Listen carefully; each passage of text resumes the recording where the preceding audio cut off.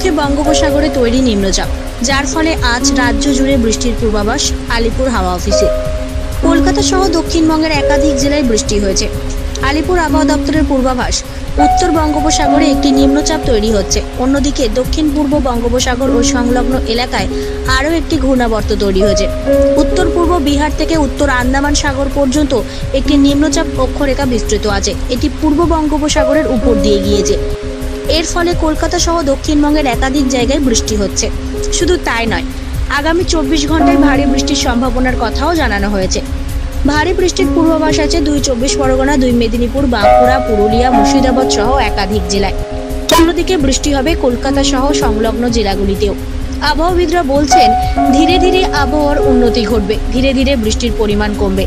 যদিও পুরো পরিস্থিতির উপর নজর রাখছেন আবহাওয়াবিদরা। তাদের দাবি, এখন বৃষ্টি হলেও পুজোর দিনগুলিতে রোদুজ্জ্বল আবহাওয়া থাকবে বঙ্গে।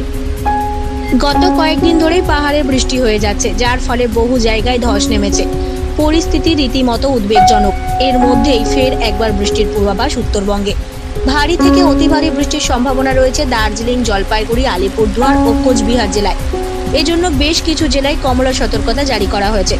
বৃষ্টি হবে উত্তরবঙ্গের সমস্ত জেলাতেই। ফলে পাহাড়ে পরিস্থিতি আরও জটিল হতে পারে বলে আশঙ্কা। যদিও পুরো পরিস্থিতির উপর নজর রাখা হচ্ছে, স্থানীয় মানুষজনকেও সতর্ক করা হয়েছে। এছাড়াও যে সমস্ত জায়গায় ধস নামার শঙ্কা রয়েছে, সেখানেও প্রশাসনের তরফে একেবারে কড়া নজরদারি রাখা হচ্ছে।